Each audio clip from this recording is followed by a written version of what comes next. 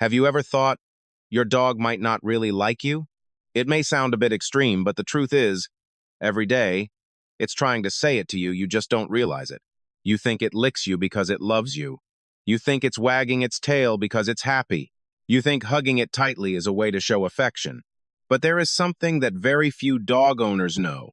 Many of the actions we believe are loving are the very things that make the dog feel stressed, uncomfortable, even pressured. The problem isn't that you're a bad boss.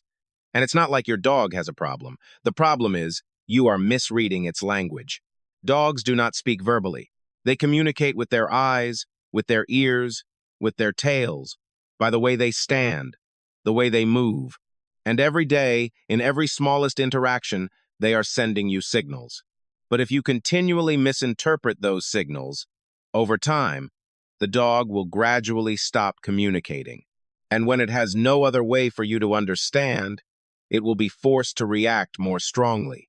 Maybe growl, maybe avoid it, could be cold. And by then, you'll be wondering, what happened to your dog? In this video, you will see the 9 most obvious signs that your dog is uncomfortable, stressed, or gradually losing connection with you. And, more importantly, you'll know how to fix it before things go too far. It starts with a sign that almost everyone misunderstands. An action thought to be love, but is actually a signal for help. When a dog licks you, what do you feel? Cute, close, beloved. But what very few people realize is, licking doesn't just mean one thing. Sometimes, yes, it's emotional, but a lot of times, it's a completely different reaction. A reaction that comes from stress, from uncertainty, or from a need to calm the situation. In the dog world, licking is not always love. It's also a way of saying, I don't want conflict. Please don't put pressure on me. You may have seen this, but you didn't realize it. A dog licks your hand, but its body stiffens. Tail drooped, ears pressed back, eyes avoided. It licked very quickly, then withdrew immediately. That's not love, that's stress. On the contrary, a truly relaxed dog will be completely different. Its body is soft. Natural movement. It actively approaches you not because it has to, but because it wants to. The difference is not in the act of licking, but in the entire body that accompanies it. And this is important.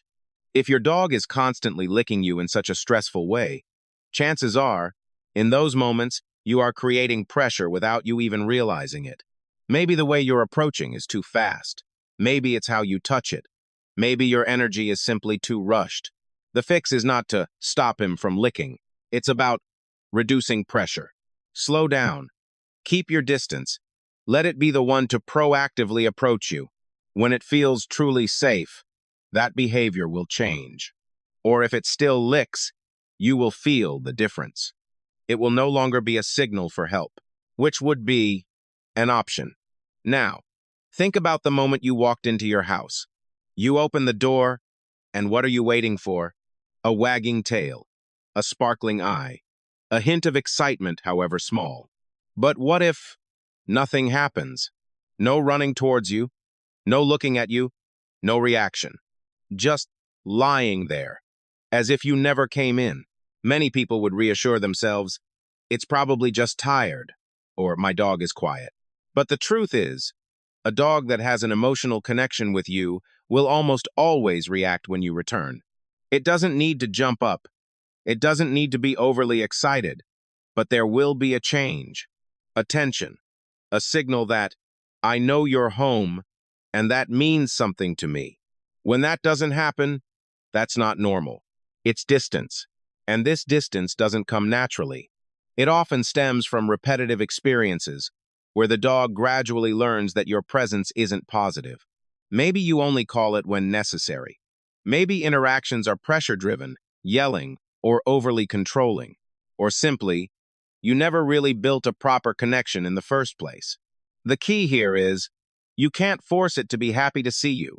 You can't demand a connection. You have to rebuild it, little by little, with small, positive, non-pressureful interactions, by letting it be the one to approach you, by making your presence pleasant instead of something it learns to ignore. And then changes, You won't need to call it. It will come to you on its own.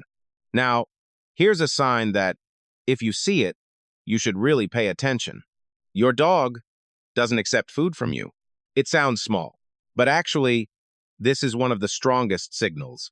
Because for dogs, food isn't just something they like, it's instinct.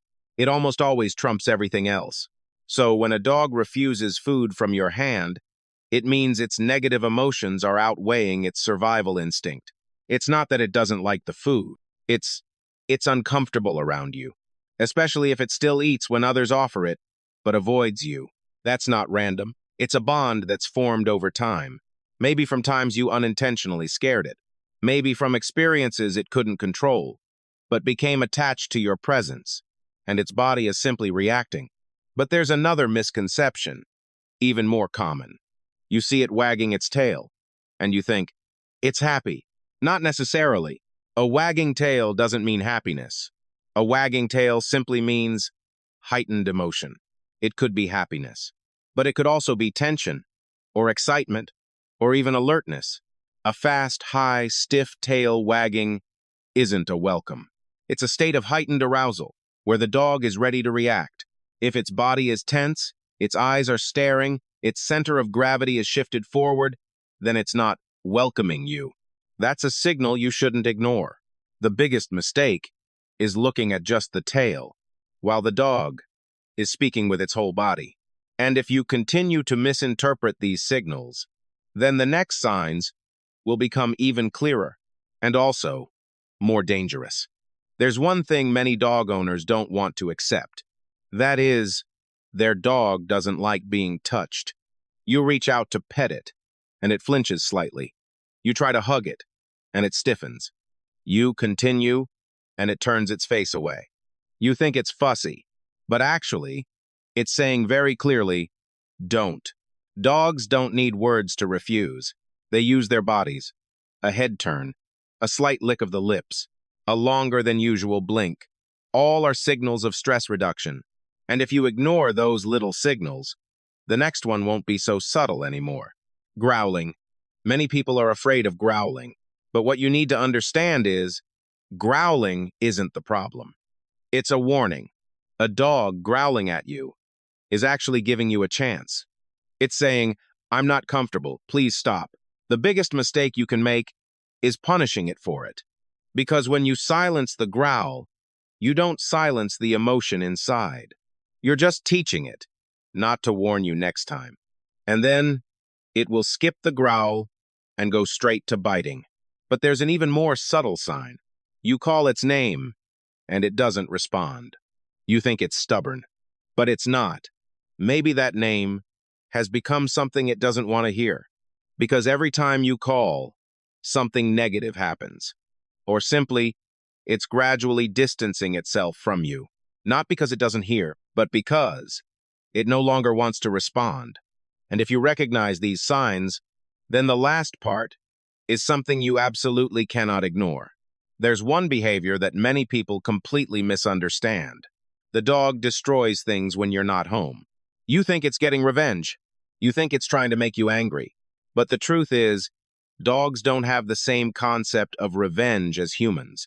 When it bites your shoes, pulls your clothes, destroys things that smell exactly like you, it's not fighting against you. It's trying to find you. It's anxiety. It's the feeling of being left behind. It's the only way its body knows how to cope with you disappearing from its world. And if you only correct the behavior, without addressing the underlying emotion, it will find another way to express itself. But the final sign is one you absolutely must not ignore. Their eyes. Specifically, when you see the whites of their eyes showing, when they glance sideways, their head slightly turned away, but their eyes are still on you. That's not normal. That's when the dog feels cornered, feels unsafe, feels trapped. This is the moment right before things spiral out of control. Not because it wants to attack you, but because it has no other choice. And if you look back at all these signs, licking, avoidance, silence, growling, unresponsiveness, you'll realize one thing. Your dog has never been silent. It's been telling you for a long time. You just never understood. A true relationship doesn't come from how much you love it.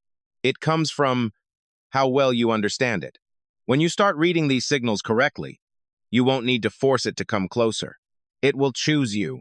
If you've seen at least one of the signs in this video, start making changes today. And if you really want to understand your dog, stay here, because that could change its life.